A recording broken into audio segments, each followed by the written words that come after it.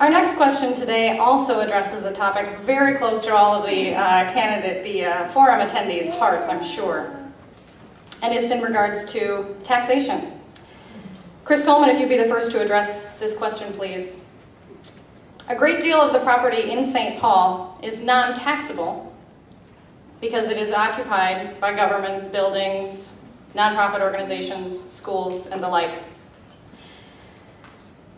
That leaves individual property owners and business owners with an undue burden. How do you plan to address the issue of property taxes in St. Paul and their impact on our business community and our individual residence owners?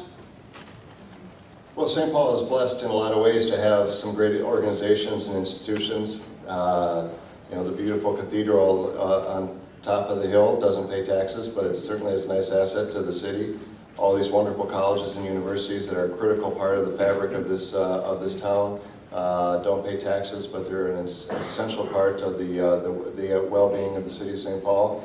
And yes, even government, the state capitol. We are the state capitol, and that's an okay thing.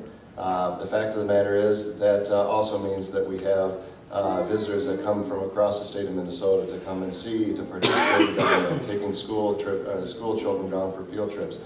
But the fact of the matter is, that question is correct. There's about 25% of the property in the city of St. Paul doesn't pay taxes. Now, it doesn't mean they don't pay anything. That's where some of the fees, the street and sewer maintenance fees and some of those other things do get paid. My predecessor, when he was first dealing with the cuts that the Plenty administration was making, one of the responses that he had was to raise those fees dramatically to try to capture some money from the non-tax-paying entities. Property taxes are not a particularly good way to raise money. They're regressive. They make it very difficult for people on fixed incomes. But the fact of the matter is we have lost over $155 million in local government aid since 2003. But our obligation to put police officers on the street, our obligation to fight fires, our obligation to run medic runs hasn't changed. And we need to figure out a way to be able to do those things. Thank you. Eva Ing, same question. Well, we have to look at our property or assets in St. Paul. We have performing assets and non-performing assets. Well, performing assets means they produce a revenue, and non-performing means they don't produce a revenue. And some of them, worse than that, are not only non-performing, they're also cash drains. For instance, we purchased a piece of property from 3M for $1 million.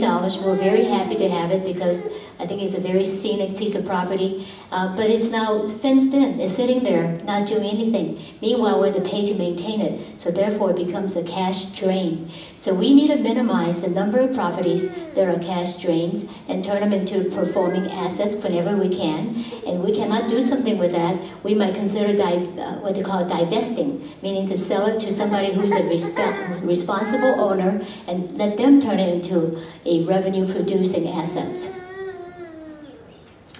I'd like to move on to another related topic regarding the park system in the city of St. Paul. Eva Ing, if you'd be the first to address this question. There is a great value to the park system of the city of St. Paul, and there is a great cost to the park system of the city of St. Paul. Would you please address your perspective on the issue of the park system? Well, that was exactly perfectly phrased. Yes, it's a great value to St. Paul because it's really part of the nice scenery, the landscape that we do have. It is a wonderful asset for St. Paul. But yes, it comes with a price. 580 full-time employees are part of that system. That is a huge complement of people that we do employ. And I'm looking at it, I see opportunity there where we can streamline some costs out of the general fund from this particular department. There is a lot of opportunity. I have not investigated fully into it, so I will come up with more answers further down the road. Thank you. Chris Coleman, same question. Well, one of the areas that's really been, quite frankly, I think hit hardest by some of the budget challenges that we have is our Parks and Rec department in the city of St. Paul. We had 43 rec centers in the city of St. Paul, 41 that the city was operating when I took office. In 2006, my park director came to me with a proposal that really just kind of, closed down, fewer hours in the building, fewer services available. And I asked them to put a plan together that was different than that. Didn't just kind of reduce and choke the life out of the system, but really made some fundamental changes in that system. He came back later with a proposal that ended up resulting in 8 rec centers closing in the city of St. Paul. That was a really tough decision. But we knew that if we closed 8 rec centers in the city, we could not only save a significant amount of money, but we could invest some of the money that we were saving back into the facilities that we continue to operate. So that it wasn't just somebody rolling a ball out and saying, go ahead kids, play. It was someone that was engaging with those kids after school, having them participate in educational opportunities, working with families, working with seniors. In our 2010 budget, we have a proposal to close another 8 rec centers.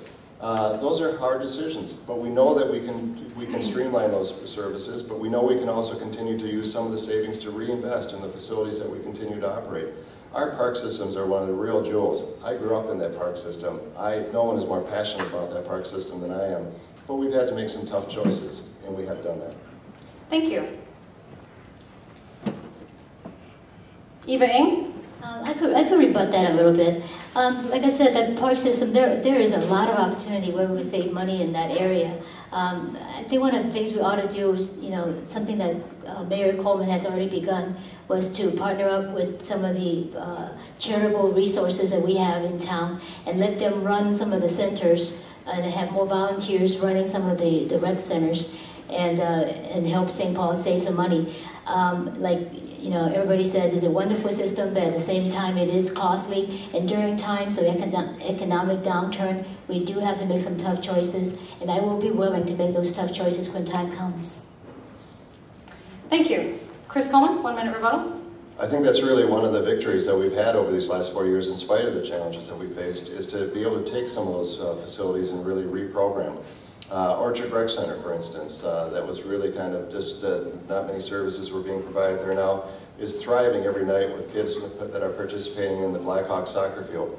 Dunning, which was just down the street from the new Jimmy Lee Rec Center, we were able to turn that over to an arts program that was providing out-of-school arts programming for children. Denoyer was being turned over to the community, so they started programming it.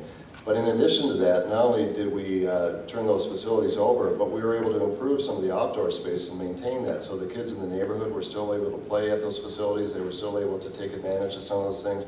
Again, our park system is a real jewel, but we have made some really tough choices. And I think it's an example of where by working with the community, by bringing people together to come to a decision, instead of just pointing fingers at people and blaming them for problems, we actually were able to solve some of those challenges. Thank you.